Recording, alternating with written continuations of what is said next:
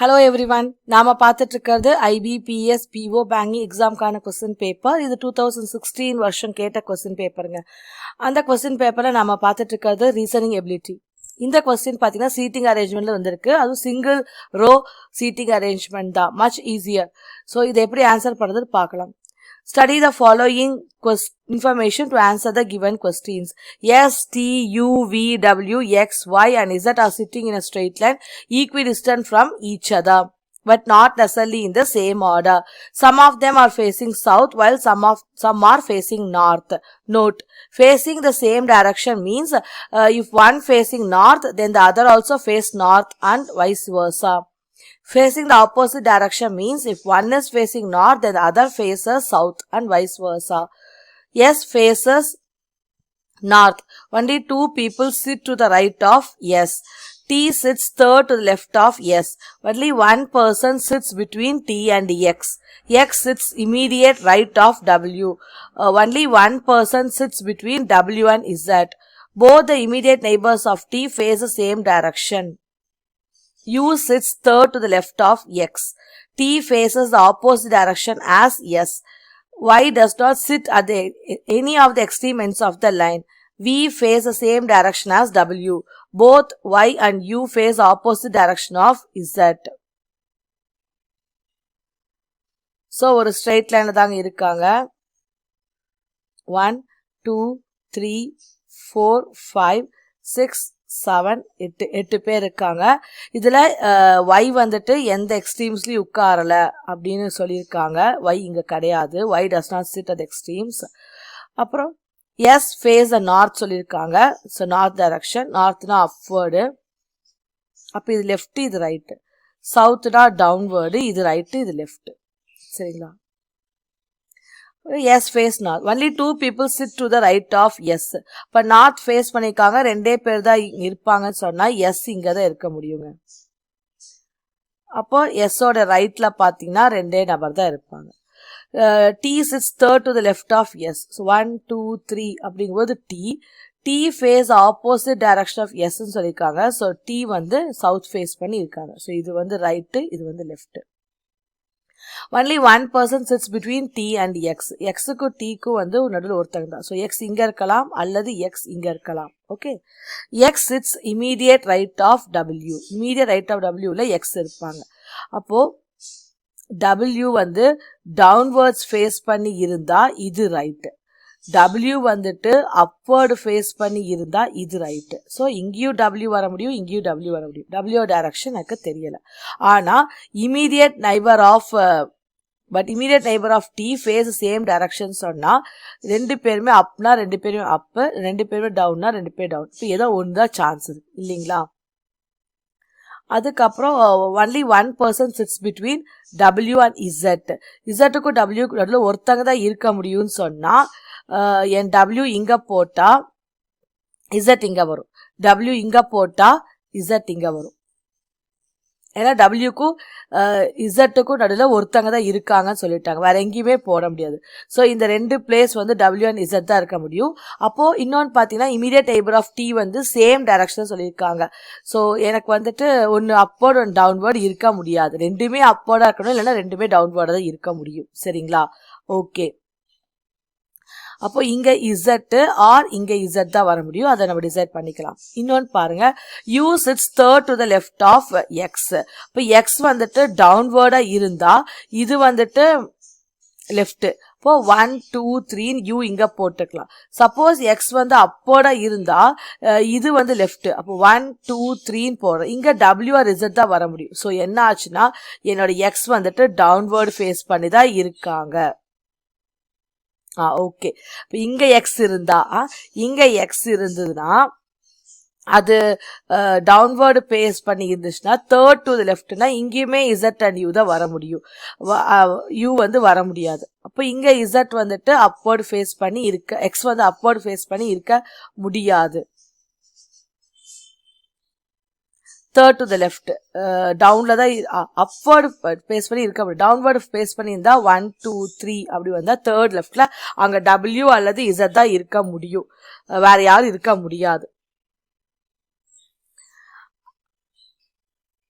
So இதில் ஏதோ ஒன்று தான் நம்ம ஃபிக்ஸ் பண்ணி ஆகணும். சூப்பர். அப்புறம் we faces same direction as W என்ன டைரக்ஷனோ அதை வின்னு சொல்லிட்டாங்க.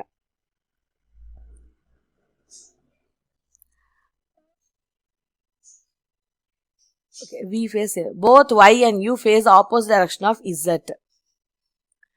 YU வந்து Z என்ன டைரக்ஷனோ அதுக்கு ஆப்போசிட்னு சொல்லிட்டாங்க. சரிங்களா? இப்போ நம்ம வந்து என்ன பண்ணலாம்னா make a fresh diagram. 1 2 3 4 5 6 7 8.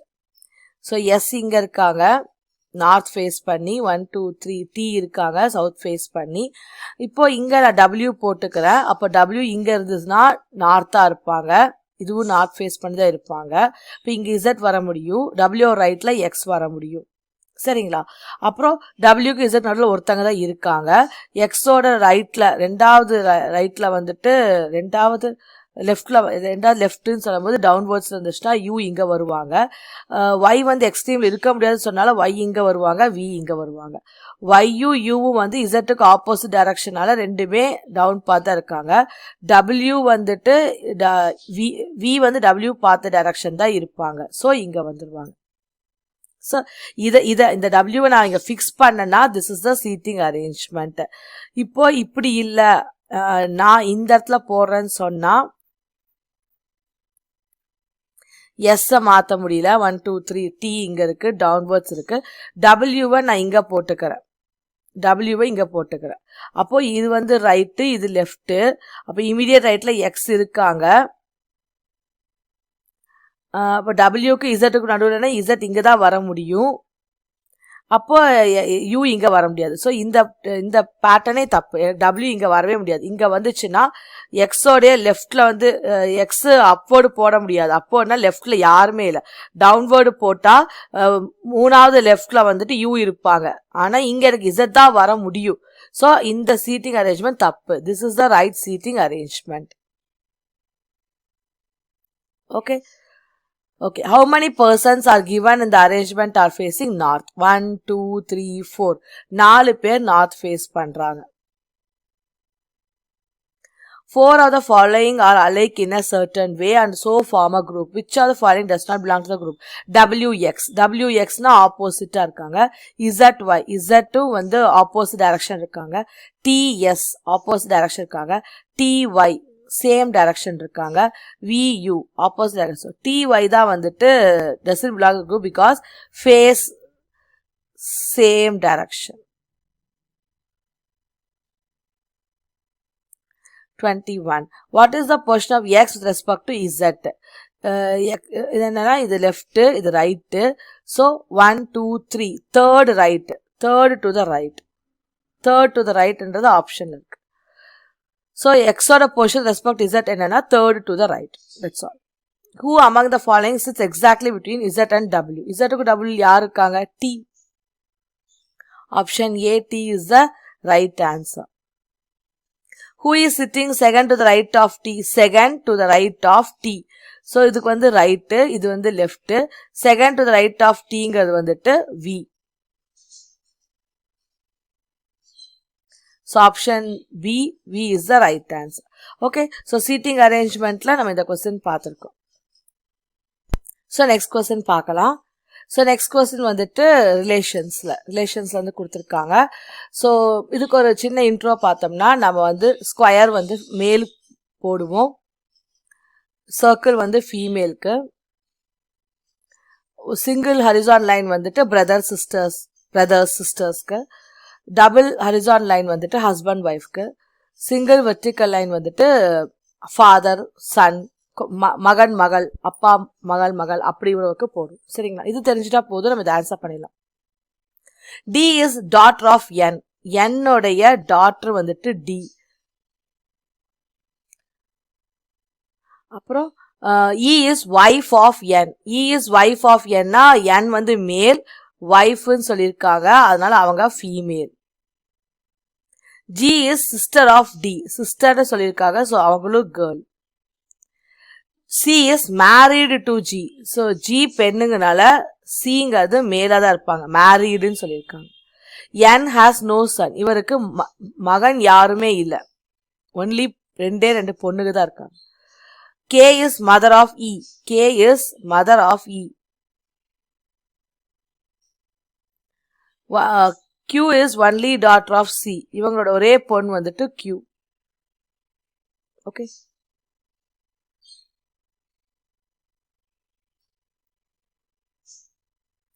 K is mother of E. அவ்வளவுதாங்க, இந்த கொடுத்துக்க வாசகத்தை பண்ணியாச்சு. D is the daughter of N. E is wife of N. G is sister of D. C is married to G. N has no son. K is mother of E. Q is the only daughter of C. That's all. How Q is related to D? எப்படி Q க்கு D க்கு how Q is related to D? Q வந்து D க்கு என்ன ஆகணும் அப்படின்றாங்க. பாருங்க, இது ஆண், இது பெண். அப்போ இவங்க அவங்க அம்மா, இவங்க அவங்க தங்கையோ அக்காவோ, பெரியம்மாவோ சித்தியோ. சோ அப்போ என்னுடைய சகோதரி மகள் எனக்கு என்ன ஆகும்னா நீஸ். என் சகோதரியின் மகள் வந்து எனக்கு நீஸ் ஆவாங்க. கசன் யார் சொல்லுவோம்னா பெரியம்மா பசங்க, பெரியப்பா பசங்க, அத்தை பசங்க, அவங்களதான் நம்ம கசன் சொல்லுவோம். நம்ம கூட பிறந்தவங்களோட பசங்களை நம்ம நீஸ்ன்னு சொல்லுவோம். என் கூட பிறந்தவங்களுடைய பசங்க வந்து பொண்ணுனா நீஸ், பையனா நெவ்யூ. சோ இது பொண்ணுங்களால நீஸ். சரிங்களா? So option C is the right answer. How N is related to K? How N is related to Kங்கிறாங்க. சோ என்னுடைய மனைவியின் தாயார் எனக்கு என்ன வேணும்னா எனக்கு மாமியார். அப்ப K. How N is related to K? N வந்து K க்கு சன் இன்லா, மருமகன். So son in law. N வந்து K க்கு மருமகன். So son in law. How many daughters N have? இந்த ரெண்டு பொண்ணுங்க தான், D, G ன்ற ரெண்டு பொண்ணுங்க தான் இருக்காங்க. அவங்களுக்கு பையன் இல்லைன்னு சொல்லிட்டாங்க. How many daughters N have? னா 2 daughters. Okay. So we go next question. Next question பாருங்க. There were 6 wires in a table A, B, C, D, E and F. They have different length but not necessarily in the same order. E is greater than C but less than D and B. A is greater than D and B. A is not longest wire. F is 13 cm long and E is 14 cm long. பாருங்க, 5 wire இருக்கு, 6 wire இருக்கு. A, B, C, D, E, F ன்னு 6 wire இருக்கு. E is greater than C but less than D and B. A is greater than D and B. D B க்கு எப்படி அவங்க பெருசா சின்னதா அந்த கம்பேரிஷன் கொடுக்கல. A வந்து லாங்கஸ்ட் கிடையாது. F 13 சென்டிமீட்டர்னால F வந்து பெருசா இருக்கலாம். சரிங்களா? இப்ப இதான் என்னோட order. F greater than A greater than DB. DB யார் பெரியவங்கன்றது எனக்கு தெரியல. இதான் கொடுத்திருக்காங்க. F வந்து 13 சென்டிமீட்டர் கொடுத்திருக்காங்க. E வந்து 4 சென்டிமீட்டர்னு கொடுத்திருக்காங்க. Okay. If D is 5 cm less than F. Dங்கிறத சொல்லிருக்காங்க, F விட 5 cm less ன்னு சொல்லிருக்காங்க. அப்ப 13 minus 5 எவ்வளவுங்க? 8 cm. So D is 8 cm. Which wire has the least length? இந்த வரிசையில பத்தி யார் சின்னவங்களா இருக்காங்க? C. So C has the least length. If A is 10 cm and B carry 5 cm, then the length of the C will be. இப்ப F வந்து 13 சொல்லியாச்சு, A வந்துட்டு 10 சொல்றாங்க, D தெரியல. இப்ப அங்க சொன்ன மாதிரி நான் ஃபிக்ஸ் பண்ணனா D, அதுக்கப்புறம் B னா B வந்து 5, E வந்துட்டு 4 கொடுத்திருக்காங்க. அப்ப C என்னவா இருக்கும்னா இவங்க எல்லாத்தையும் விட சின்னவங்களா தான் இருப்பாங்க. இப்ப கொடுத்திருக்கிற சின்ன நம்பர் எதுனா 2. So C could carry a 2 meter long wire தான். சரிங்களா? So கொடுத்துக்கிறது தான் நமக்கு ஆன்சர் பண்ண முடியும். ஓகே. So இந்த क्वेश्चन நம்ம ஆன்சர் பண்ணியாச்சு. It's not much easy to answer. Thanks for watching. Stay tuned.